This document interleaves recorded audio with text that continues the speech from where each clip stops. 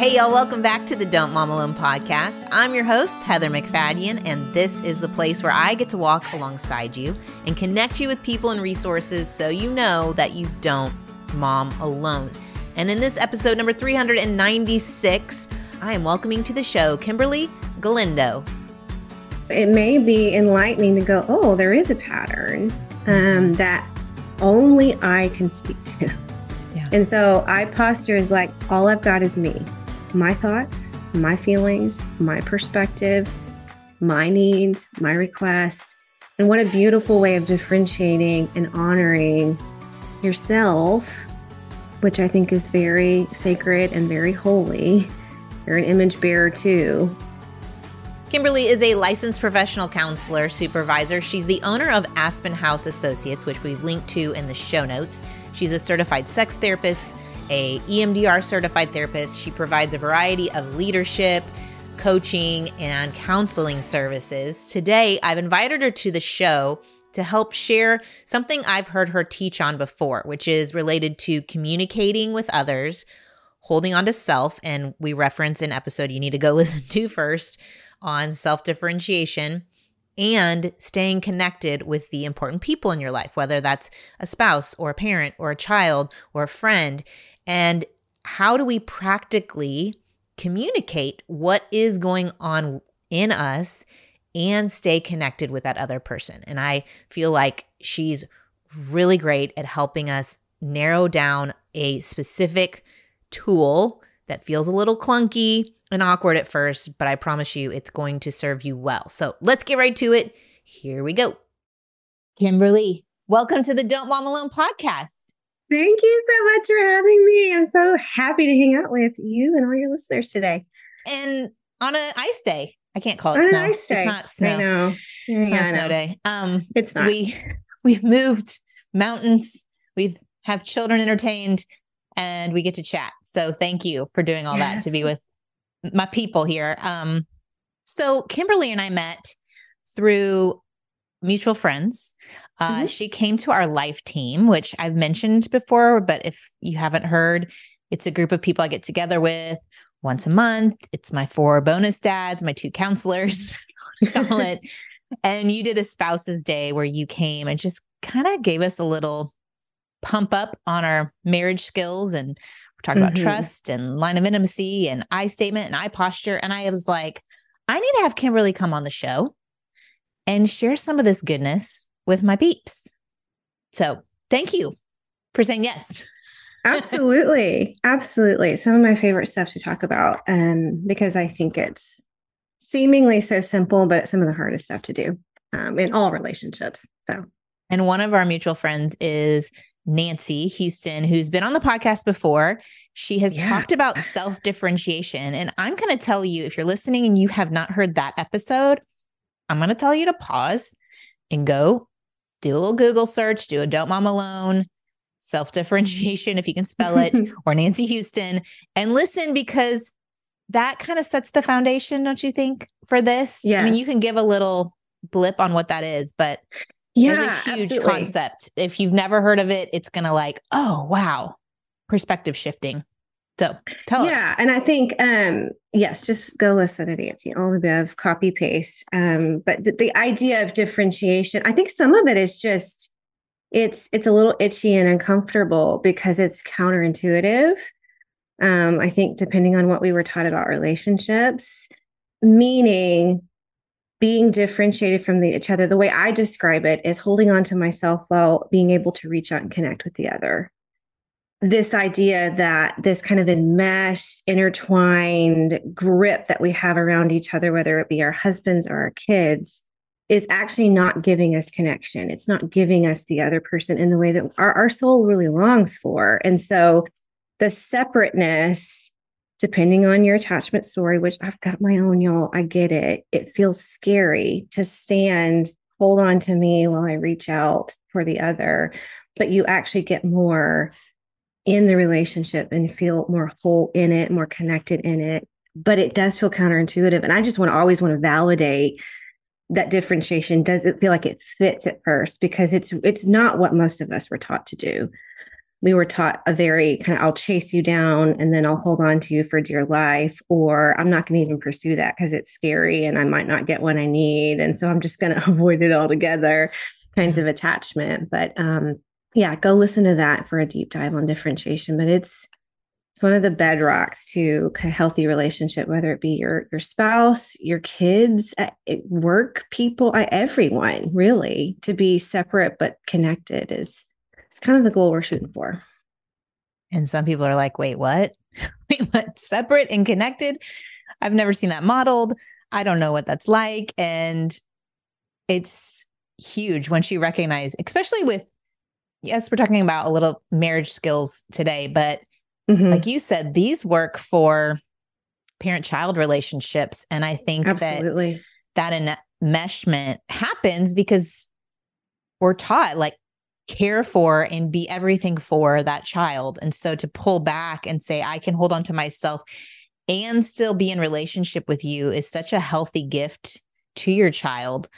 But something that I think when we think of good moms, I think the image it comes to a lot of people's minds is no, completely lose yourself. Like if you're all in on your kids and their happiness, and if they're not happy, you're not happy, that whole codependency stuff. Like, oh yeah, I think we're finally getting free of that idea, but I think so, because I think the biggest complaint I hear from mamas specifically is I want to get myself back. I want to find me. I've let go. Some version of that. Those are my words, but some sentiment of where did I go? Yeah, because I'm so lost in the relationship with my children or the day-to-day grind or my marriage and being for the other people that I don't see myself anymore. And what I hear is we've let go of ourselves. So how do we hold on to us?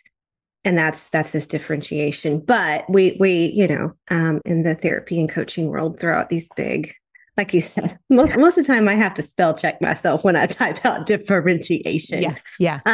Thank you for spell check and Siri and Google that fix us. So what you and I wanted to talk about today was kind of what does that look like? Break it down. Like if I were to hold on to me, check in with me, hold on to me, and be in relationship with my spouse is kind of what we're primarily focusing on. But again, this works with your kids.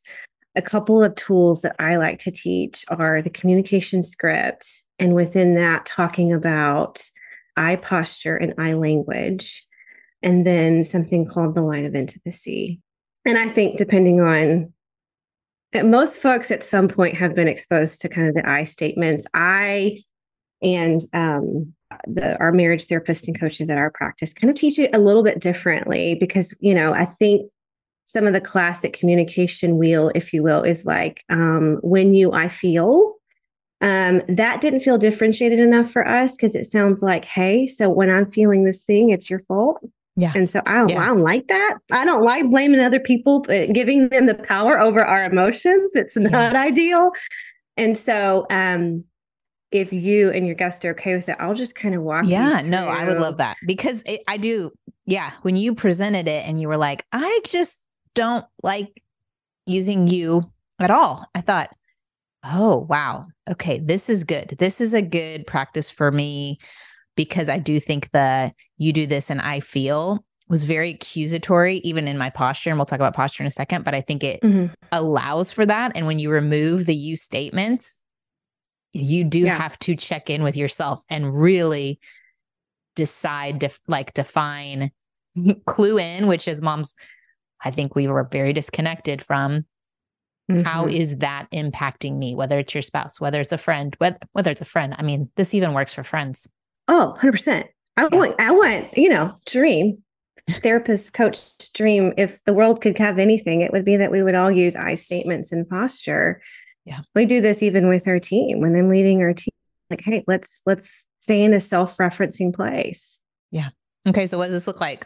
Yeah. So let's walk you through. So some of the caveats and structure and rules around it are that, at least in the beginning, I tell folks, you can't use the word you, it's off limits. In fact, when I work with couples in my coaching or counseling practice, I get pretty active in the room and go, no, stop. Stop, try again. Restate. Yeah. Restate.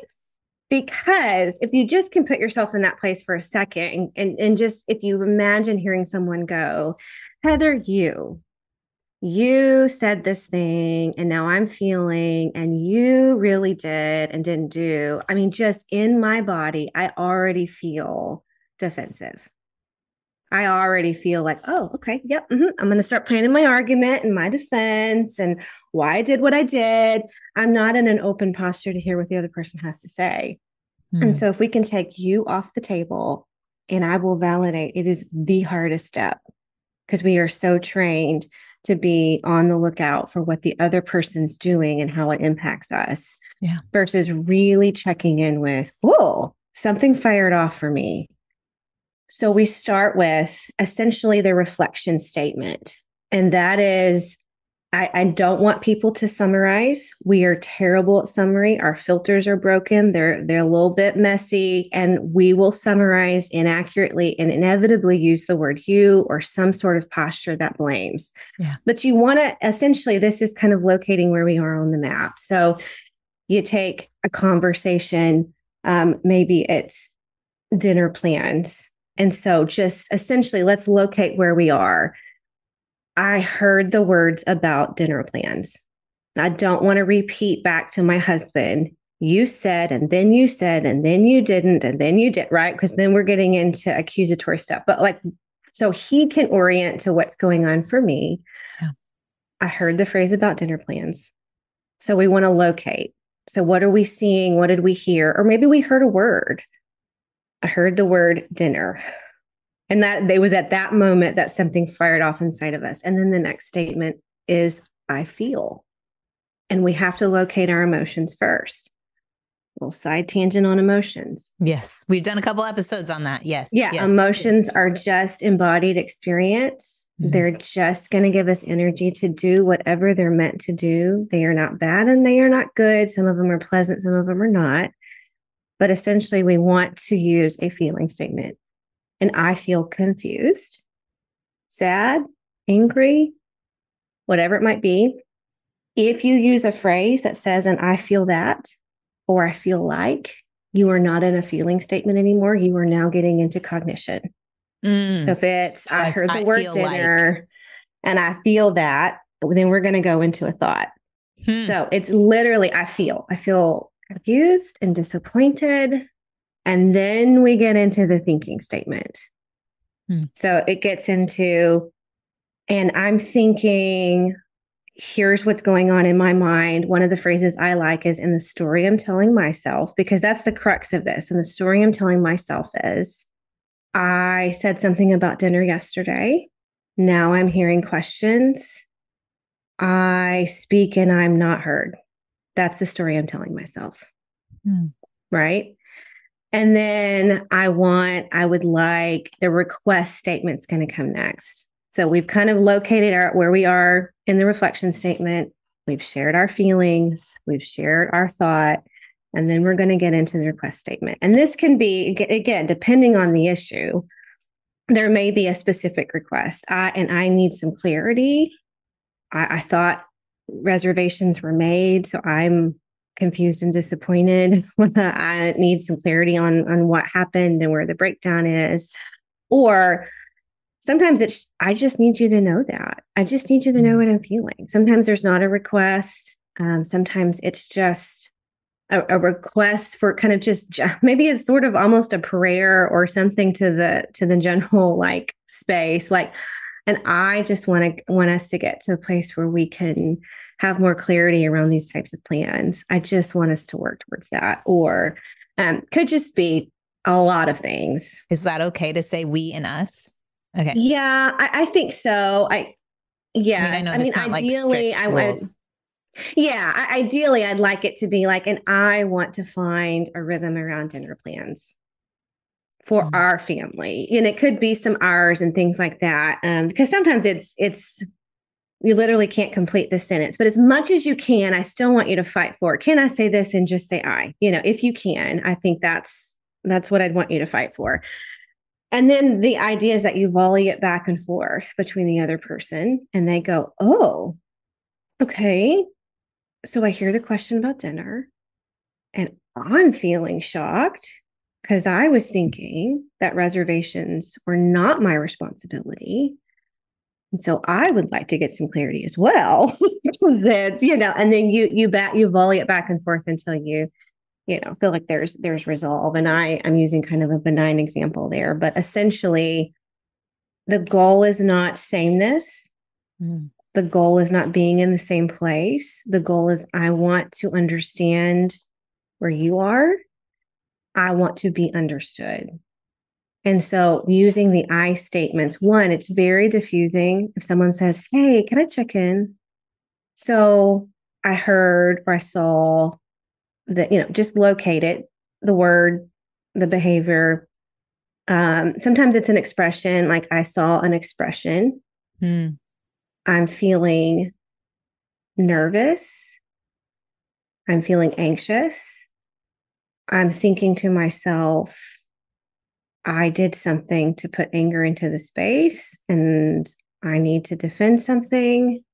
And I would like to request just to check in and see where things are. Right.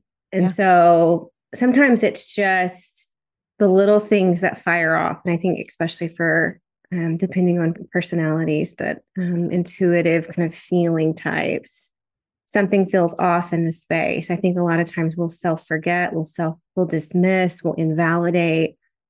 And just what a way of differentiating and showing some self-compassion and respect to go, something just misfired.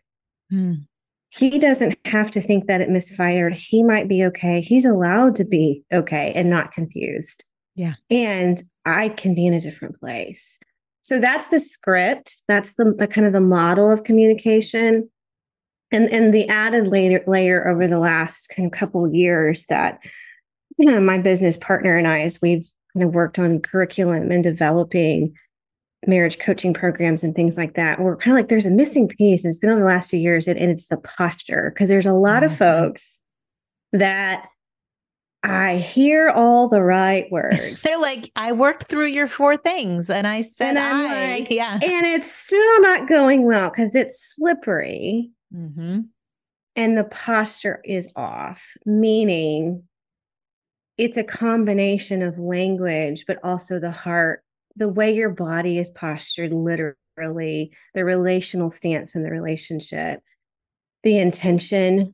And so my posture, it's this more kind of internal experience. And so what we say here is that I posture goes in believing the best. I'm going to believe the best, that my feelings matter and the stories I tell myself matter and my requests matter. And I believe the best of my spouse and my marriage, that we can do this. We can figure it out, even if we're on the opposite pages.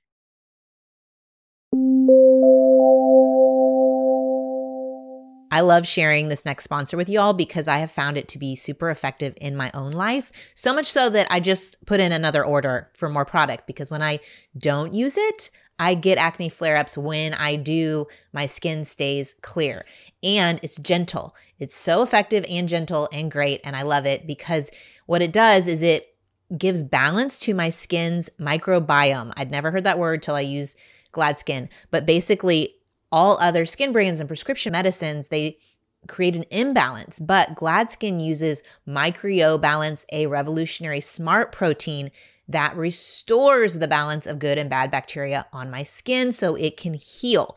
It's also great for eczema. One of my sons has really bad eczema on the backs of his hands from washing them so much, which is great, but also a problem. And I have been thankful that the eczema cream that GladSkin offers has been giving him relief, because you all know if you have eczema, those flare-ups can be really painful and itchy. And for the adults, the GladSkin with MicroBalance is steroid free. So it works without harsh ingredients. It's clinically proven to reduce your eczema symptoms. It's also gentle enough for babies ages 3 months and up, and approved by the National Eczema Association. So start your journey to stronger and healthier skin today with GladSkin, and they're offering my listeners 15% off plus free shipping on your first order at gladskin.com/DMA. That's gladskin.com/DMA for 15% off plus free shipping. gladskin.com/DMA.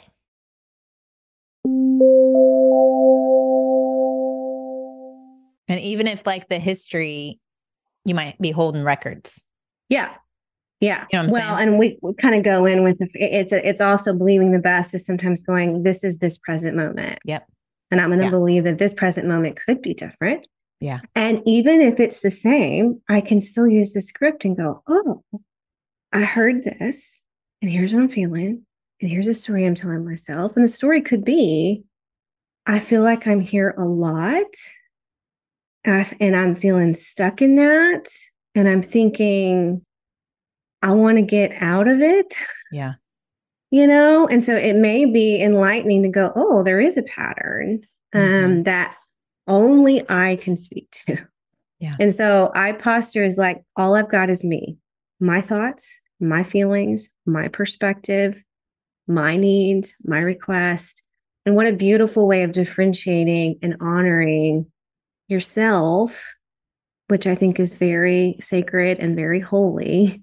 You're an image bearer too. I think a lot of mamas start making sure that they're nurturing all the other image bearers around them, but they're not looking here. And what a way to go, hey, I get to believe the best about myself. And there's a lot of good here. That doesn't have to be the same. And so that stance is what matters too. And it's honoring self and the other person. And so when we have the technical skill without the posture, oftentimes how you know you're there is it feels incongruent, like it doesn't match. It just feels off. Like something is not, like when you're the recipient of that, it's like, yeah, I hear your words, but everything else is telling me I'm in trouble. I'm feeling defensive, even though your language isn't attacking. And so like, if we're using it with our kids and we're still in this posture of like shame and, what I mean? Yeah. It can feel like a demand or blame. Yeah. And so if there's defensiveness coming, sometimes it's like, okay, how's my posture? Because again, all I can worry about is me. If I'm watching someone kind of get defensive, now that could be the story that they're telling themselves is that it's something in the shame narrative that they hold. And I can't reach inside of them and do anything about that. And I think the question is, do I have I language in a posture of believing the best? Am I making demands? Am I blaming? Do they seem armored up? Do I feel armored up? Am I going in armored up with, I'm going to use my I statements, but I'm not really going to show up. I'm not fully here. Because this is vulnerable, super vulnerable. I mean, the whole concept of marriage challenges is vulnerable, but when you go into that I statement, I posture, there should be a vulnerability feeling. Right? Yeah. Like otherwise, you're kind of armored up. Absolutely. And Brene Brown describes vulnerability as an emotion, and it's the emotion of risk. It's the emotion of showing up with no guarantee, and it feels itchy every single time. I don't care what relationship and what dynamic it is. Like vulnerability, I think sometimes we go, oh, I'm feeling that, I must be doing something wrong. And it's like, no, you're probably just in a very tender relational moment. Yeah. And that is scary. And depending on your history, there's probably some part of you inside of you going, don't do it. Yeah. Yeah. So some good questions to ask yourself. Do I have both? Do I have the language and do I have the posture? Am I coming in with an agenda for the conversation? For outside of, I'm firing off, I'm having some feelings and some thoughts, and I just want to convey those. I just want to share that and make the requests that I need to make. That should be the only expectation. Here's what's going on. Here's what I'm feeling. Here are my thoughts. Here's my requests. Am I using I language, but I have a rolling list of judgments about my spouse or kiddo? Oh, this is what they always do. Watch. And then he's going to say this next. And then, they think and they feel, look. And you know what? He used the word this, that, or the other. This, what that means. Is he's that going on the inside? He's not taking ownership. He's deflecting all ownership. Yeah. Then you were not in an I posture. You're using some skills. But again, what's firing off is, this is a great opportunity to say, hey, I saw or I'm hearing, here's what I'm feeling and the story I'm telling myself, and I'd like to check in. And he may go, yeah, I am deflecting. because vulnerability is terrifying. And Yeah. you're like, oh, okay, you might be right. That's the fear of vulnerability. And you can really leave these conversations feeling so connected to your spouse and to your kiddos, and not be in the same place, have the same feelings, have the same meaning, but gosh, be so known in that type of conversation and feel validation and connection, even if you didn't get to full resolve, and decisions made.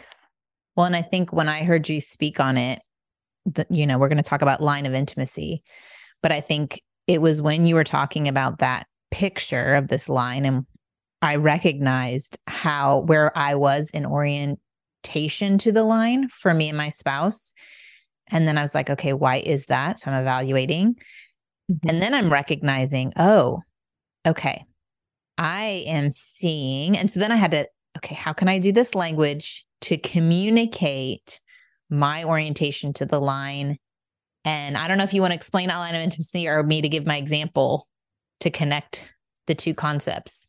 Let me give the kind of the description, and then I think you can put some kind of some examples. Paint the picture, some example, because I think that always helps us when other folks will say, "Hey, I'll go first. Here's an example for me. Here's what happened." Well, yes. So again, this goes back to the differentiation, which is the ability to be really curious about your spouse and kind of what they're talking about. It's managing our own reactions. It's being really present. It's using those I statements and posture. But the line of intimacy is a word picture, essentially, that helps us kind of conceptualize both boundaries, which we need to have between each other. Boundaries aren't bad. They're good. They actually help us. Yes. They help us to play more and connect more when we know where the limits, where we end and the other begins. And this line exists between any two people, but the example that I'm kind of thinking through is spouses. And so it's a great way to explore where we are with each other in relationship. And so if you imagine a line between the two of you, and it's the dotted line, which represents two things at the same time. It represents the boundary between the two people. Each person has their own personality, defined personhood, opinions, preferences, physiology. I mean, just two different people. Sameness is not greatness, y'all. It's enmeshment. We don't want to do that. And the line is dotted because we also want to think about those boundary lines because they're not visible. It's not kind of this tangible. There's not a literal line between the two people that just kind of follows you wherever you are, kitchen, in the living room, that kind of thing. So again, it's where the other ends and I begin, which is the place at which we are different, but also the place at which we connect. And so if you can imagine, and I have a handout that Heather has seen. And so it's like two little stick figures and they're standing at this dotted line.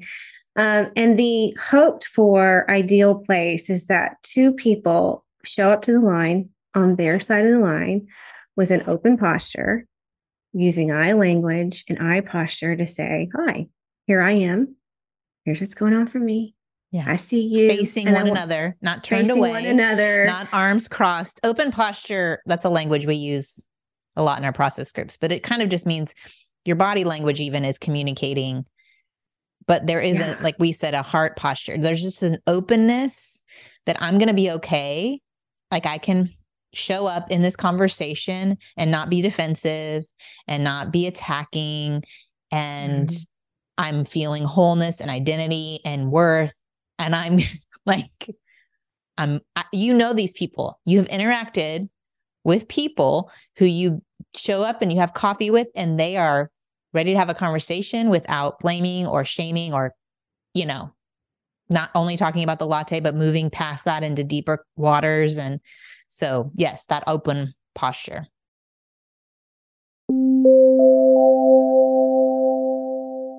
Another sponsor that I've become hooked on and spending my own cash money on is HelloFresh. I now have it set to where we get 4 meals every week. I have it to 4 people, even though we have 6 people. And sometimes I will get some extra meat at the grocery store to add in, but that has worked for us. And we even have a little bit of leftovers that I can have for lunch the next day. What has been helpful is, again, if I'm busy and I can't cook, Bruce has figured out the rhythm of HelloFresh meals. There's usually some chopping. There's usually a sauce, usually cooking the meat. You're putting it all together. Sometimes there's time in the oven. But overall, it has saved us money at the grocery store, mental energy, and we've been able to have consistent family dinners, which is a high priority for us. If you want to check it out, you can pick and choose for meals that fit your lifestyle or your preferences. There's fit and wholesome, veggie, family friendly. Even if you need a quick option, some of them are ready in 15 minutes or less, the fast and fresh meals. My boys this week loved the tostadas supremo with pork, the onion crunch chicken with mashed sweet potatoes and roasted broccoli. I think that it's been great for our family. If you want to check it out for yourself, go to HelloFresh.com/DMA65, the numbers 6 and 5. Use the code DMA65 for 65% off plus free shipping. So go to HelloFresh.com/DMA65 and use that code DMA65, and you're going to find out why HelloFresh is America's #1 meal kit. Okay, where are my busy moms at? Everyone's raising their hand. Well, one thing that is hard to find time to do is finding clothes that fit just right and are your style. I told you all about my own process of finding my colors and learning my style. Well, one thing that also helps is using Stitch Fix, because they have a style partner that's going to help you and learn about your taste and collaborate with you on looks that you will love. All you have to do is answer a few questions about where you typically shop, what you like to wear, what you're going to be using it for, and your price range. With all of that and with all the sizes available, they're going to find the thing that fits perfectly for you. I've loved even buying my shoes through Stitch Fix or jeans. They have you covered with over 1,000 brands and styles. You get to try it on at home, keep what you love, send back the rest. Shipping, returns, exchanges are all free. And there's no subscription. So when you just need a refresh in your wardrobe, I know spring is coming up, so maybe you do, you can set that Stitch Fix to come. And then you can also get regular seasonal fixes. If you have kids who are needing a little update, their Stitch Fix Kids is fantastic. I've used that for one of mine before who does not enjoy trying on clothes in a store. It just comes. I decide already when I look at the stuff what I think he'll like, what he won't. And I just say, hey, will you try on these couple of things? And that's how we have updated his wardrobe. Right now, Stitch Fix is offering my listeners $20 off their first fix at stitchfix.com/DMA. That's stitchfix.com/DMA for $20 off today. stitchfix.com/DMA.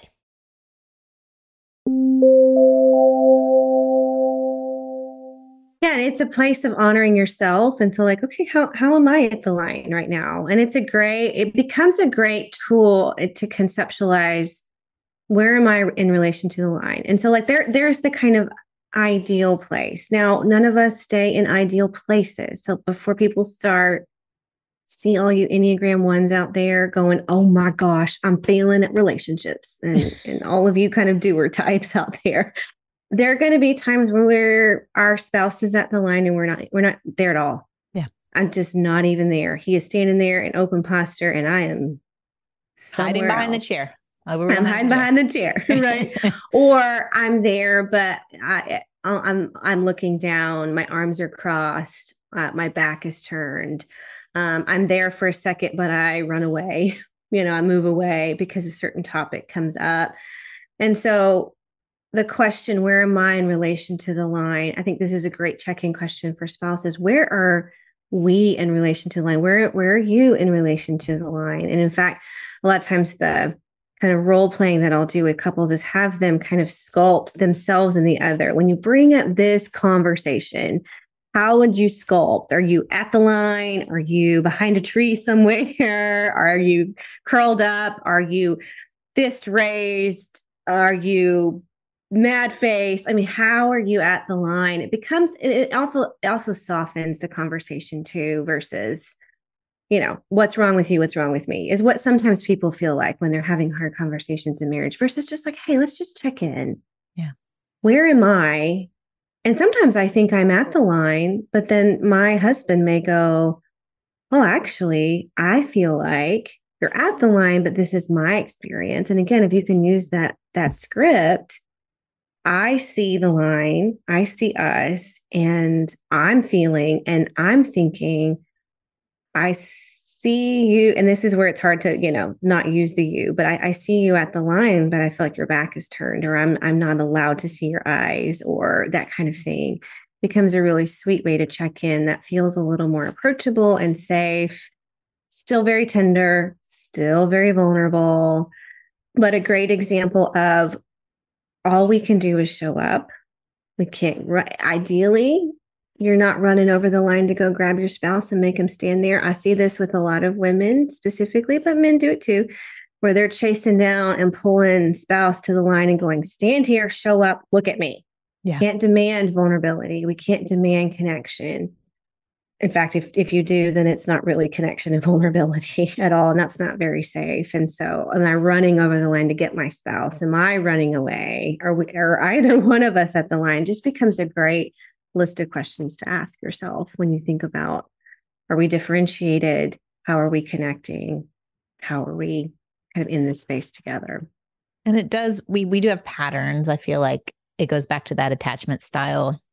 Are you an anxiously attached where you are going across because you're like, I can feel they're moving away from the line. And so I better go grab them. And because what if they walk away forever? Or you're avoidant and you're like, nope, I've experienced that line before with my mom or my whatever, my dad. And it's absolutely not a safe place. And so hightail it. So I think there are these patterns that we get into. I think what I recognize, and I'll give my example before I can't believe our time. What is happening? I know. 30 minutes already. What's happening? So I was recognizing how I was away from the line. Like I could feel that I was turning away from the line. And I saw that there was a pattern had come back up in our marriage, which is my husband's job, his workload went up. So I recognized, okay, I see workload increasing. Yep. I feel fear. And the story I'm telling myself is work will take precedence over me. And so I'm moving away from the line as a way to protect myself. And I think I need reassurance that this pattern is not a repeating pattern. Like, anyway, it was just really good for me to clarify. I was like, why am I so far from the line? What is going on in me that I could tell I'm not pursuing, or I'm not, my goal is, normally my posture is to pursue connection, but I could tell I wasn't. And then I recognized, oh, this is what's happened in the past. So I'm doing this as a way to protect myself. And so to just have neutral language to communicate that was so helpful to just put it out there. So I'm not, so as he's experiencing me and saying, wow, she's really far, or maybe not recognizing that I'm far from the line, but like, we can have that conversation. Yeah, absolutely. And I could be myself and hold on to myself and still be connected. I don't know if that resonates with anyone listening, but that was my experience with all that Kimberly taught me. Yeah, it just it gives a concept map and some structure for everything that can fire off. That's so easy to dismiss and be like, you know what, we'll be fine. I'll be fine. I don't know what it is, and just dismiss. You got to a really kind of sweet way of knowing yourself and then being able to express to your husband, here's what's going on. Here's what I think I'm needing, which is powerful. And then he has the ability to respond because he was at this training, and you could have your spouse listen to this episode, and then you can use these tools. Do you have any tips I know with the eye language, we want to have an eye posture. Is there something they could practically do to practice this kind of, like you said, it helps you evaluate, but like, what could they do? Is there like a I think if you take the script itself, and I'll have couples do this, I'll have them almost go through a communication boot camp, and I'll just say, use it every day. And over benign stuff, not charged stuff is a great way to start. So like just things that are like, they're not a big deal. You might on a scale of 1 to 10, they may be a 2. And it may even just be a great way of practicing. Like ultimately, it may be something even just fun. Like I heard the word tacos and I'm feeling happy. Because the story I'm telling myself is I've been craving tacos and you said tacos. So that's great. And like, I mean, I've and had I need to go get some. Yes. And I would like to request that we have tacos for dinner, and like couples, like just to get into this it's awkward. I just want to validate that it's awkward and it's fumbly. And you will not realize how many times you use the word you. Yeah. And what it feels like. And so if you can take it and just begin to use it in ways that are, seemingly everyday ways, then when you really do need it in conflict, that grid's there. And like literally, pulling it out, whether it's notes from this episode or, I have folks pull out the handout and I'm like, literally read the script, like, look at this in front of you. And you're going to sound like you're an awkward middle schooler in a play going, I feel, I think it's going to feel but it's worth it. It's worth the paradigm shift in the counterintuitive way because we're not taught this. It's the scarier thing, but the connection that you get is, gosh, it's so worth it. And you said you used it even today with your 7-year-old.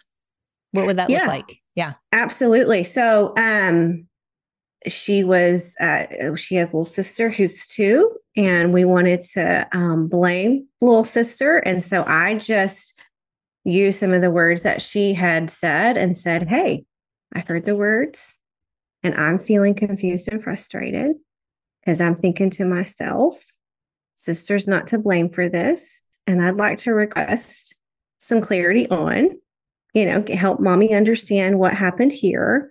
And so I used that and we got there just fine because I didn't go, you can't blame your sister for this. You need to be responsible. You're 7, she's 2. Come on, which ultimately. That seems like the natural script. That's what I would have said. What I was feeling in all transparency. But I was like, I'm like, it really does work. Yeah. Right. Even with our kiddos or gosh, the people at work or church or friends or wherever. I mean, if you just try it, it's really powerful. It's amazing. Well, I love it. I want to connect people with all that you're doing. Where can they find you online? What is the best place? Okay. So I'm on Instagram at the Kimberly Galindo. Galindo is Galindo. So the Kimberly Galindo, or you can find my practice, aspenhouseassociates.com. We'll link to all that in the show notes. And so awesome. You have a local practice here in Dallas. I do. We are in Richardson. We also have a Fort Worth office, and then we have several folks that are online only, and we have a New Jersey location, and we are about to announce a launch in Virginia as well. So look at that. We're all over. Yeah. That's great. And are you like everyone else and you're booked out and you have wait lists? It's pretty common in kind of mental health and coaching practices right now. So I always tell folks like, hang on, get on waiting lists. We're in a mental health boom right now, which is good and bad. Folks are reaching out for help post kind of all these world events that we've been through, but wait lists are normal, but like reach out, please. We're here. Because people do go off the list. Like, yes, they do. Are treated and they move on and yes, you can get off for a wait sure. list. Yeah. Yeah, yes, absolutely. Well, thank you, Kimberly. I'm so thankful to get to share this with everyone and connect them with you. So have a great day. Thank you. You too. Okay, I know we were using a lot of counselor speak and maybe words that were maybe unfamiliar. I hope that more than anything, this option, this communication tool, this way to think about your relationships has created a file folder that you can go back to, that you can revisit, that I know it's not going to be a one and done. You figured it all out. Relationships are too complicated for that.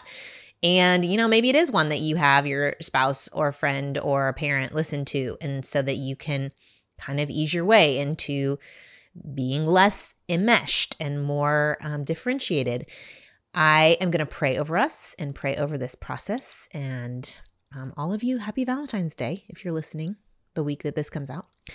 All right. Lord, I thank you that you do put us in communities and in relationships. And I pray, Lord, that as we navigate those, you will highlight to us what you're doing in our own hearts and minds and souls, and so that we can communicate that well, that we can lean into our relationship with you and find our full contentment and value and worth in that relationship.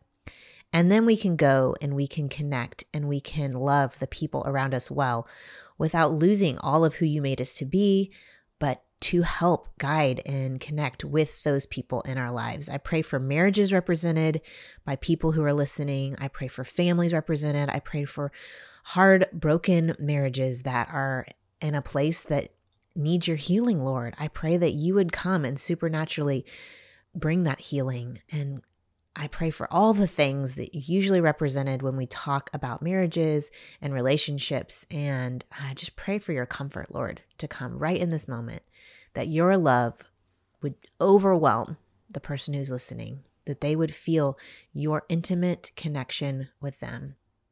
In Jesus' name, amen. Y'all are great. Thanks for listening. Thanks for always sharing.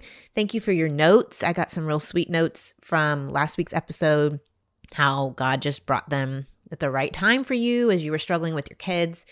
And I also want to remind you, I do have another book coming out in April. It's called Right Where You Belong, and I'm super thrilled to get to share it with you. I got to start reading the audiobook, recording that, so that'll be available when the book comes out. You'll get to, if you like listening to books and you don't have the time or energy to read a physical book, that's going to be an option. And it was just great for me to read it. And even my audio engineer, he's like, this is great. He said, my sister, my mom, they're going to love this. And then even he was getting some things out of it and agreeing. So that was really encouraging to me. But if you are interested in getting a copy, it's wherever books are sold.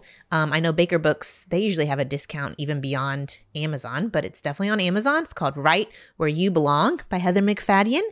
And let's connect, whether it's via Instagram at Don't Mom Alone or my email. You can sign up at olaheather.com. And you will get a little note from me every Tuesday with what I'm loving and just some thoughts and a link to this next week's episode. That's it. I'll see you back here next week. Adios. I hope you enjoyed this episode of the Don't Mom Alone podcast.